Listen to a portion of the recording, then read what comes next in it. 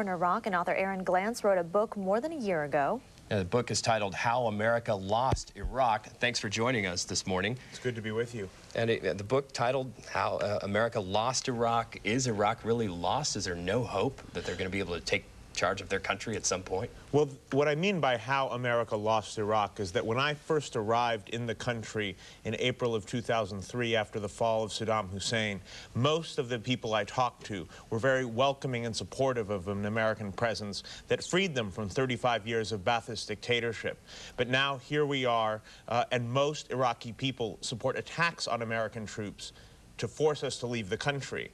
And what I document in the book is how that happened. The lack of electricity and clean water, the rounding up of taking people to Abu Ghraib just as under Saddam Hussein, the attacks on different political movements in Iraq by the U.S. military, alienating people who support those political movements, and gradually people more and more turn violent, and that's what we're seeing today. So do you think there's anything the U.S. can do at this point to help the Iraqis? Well, I think that the thing that we can do that will be the most helpful is pull out. Look at this operation that's going on now, Operation Swarmer in Samarra. You just mentioned it. I'm sure they'll capture some people who are al-Qaeda terrorists in this operation, but they're also going to kill and injure a lot of innocent people. And I mean, I've been to Samarra, and there's this one case that I write about in the book, this senior sheikh from Samarra. His two sons were driving down the highway near the Tigris River where Samarra is, and they were pulled over by a U.S. patrol, and somehow they ended up being pushed into the Tigris River to their deaths. And their car was then also pushed into the Tigris River by the U.S. troops. Now, the U.S. military admits this. They paid this guy $6,000 in compensation for the death of his son and the destruction of his car. But $6,000 hardly compensates someone for something like that. And this happens all the time in American-occupied Iraq. And it's probably happening in this operation in Samarra. And this is not a good way to make friends. And that's how America lost Iraq. You talk also about, in the book, about suicide bombers and, how do you stop a suicide bomber? But the other thing you talk about that was an interesting perspective is we look at them as perhaps religious martyrs. That's not necessarily always the case, right? I mean, they are paid as well. Well, I mean, there's a lot of people offering a lot of money, and a lot of that money, as you know, comes from outside Iraq, from millionaires living in Saudi Arabia or some of the Gulf states. And you have unemployment in Iraq that's more than 60%. I mean, electricity goes on for 2 hours, and then it goes off for 2 hours, and then it goes on for 2 hours, and then it goes off for 2 hours. I mean, imagine trying to run a business with that level of electricity, especially with all the bombings going on. So enter into this picture an al-Qaeda terrorist who says, I'll give you $100,000 to blow yourself up. Well, that looks pretty good to the family. And I don't think any of this is going to go away if we leave immediately. But I think what will happen is that the frustrated Iraqi people who are joining up with these terrorists to fight, they will go back to their places of business. So I interviewed, for example, a car mechanic in Adamiyah, which is a very Sunni section of Baghdad, and he was a member of the insurgency. And I said, okay, Mr. Car Mechanic, you're a member of the insurgency. What does this mean? And he says, oh, me and my friends, we get together every night. We drink tea, we smoke cigarettes, and when the American patrol comes through, we hit it. And if no American patrol comes through, we bomb the police station because they're collaborators.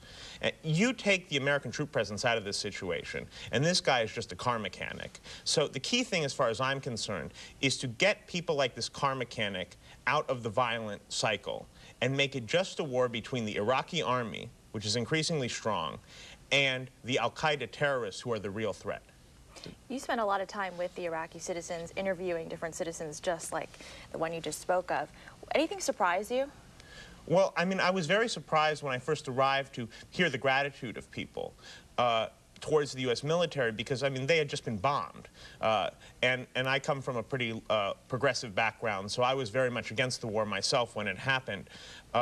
But I couldn't believe how many people I met. I mean, I saw the mass graves of Saddam Hussein in the south of Iraq, and I went to the Free Prisoners Committee, which was set up by the U.S. military, where people were finding out finally what happened to their loved ones when they disappeared under his regime, maybe 20 years before. But then when the situation changed and it became more violent and people started to turn against the U.S. military, I understood that completely because I was living there and I was experiencing the same checkpoints that they were, and I was experiencing you know, the same bombings that they were, the same electricity, the lack of electricity that they were. And I have to say that in that situation, living unembedded in Iraq away from the U.S. military, you get to have a lot of hatred in yourself, you know, as well. And I think that if Donald Rumsfeld and Dick Cheney, if they spent 5 hours in Iraq away from the U.S. military, maybe their perspective would change too. And quickly, their perspective is if we get out, that's cutting and running, and even the Democratic leadership has said, you know, if we pulled out immediately, you know, Iraq would devolve into chaos and anarchy. You know, but you said we need to get out. So obviously, are we talking about a timetable here? Well, I think that we need to look at two questions. What will happen if we leave, which is an unknown, really. We don't know exactly what will happen, but I agree it could be very, very bad. But we also have to look at what will happen if we stay. Do we have any evidence at all that our presence in Iraq is in any way helping the situation? I mean, people say if we leave, there will be civil war. Well, we've been there for 3 years. There was no civil war until we arrived. So maybe it's our presence there that is exacerbating these ethnic tensions. I mean, I think what's causing all of this sectarian strife is that for 3 years, people have no electricity, no clean water. I mean, 20% of the population has access to clean water under the occupation. There's violence everywhere. And in this environment, people are turning back to their tribe. People are turning back to their mosque. Right. People are turning back to their ethnicity. And that is because of our presence, not in spite of it. And so, so I think we need to look at this in a more educated way. Very good. Well, we appreciate you being here this morning. Author Aaron Glantz. The book is How America Lost Iraq. Appreciate you sharing your insight. My pleasure. Thank you. Coin in Maryland coming up. The story. It's as good, if not better, than a lot of lottery tickets. Up next, how much some experts say this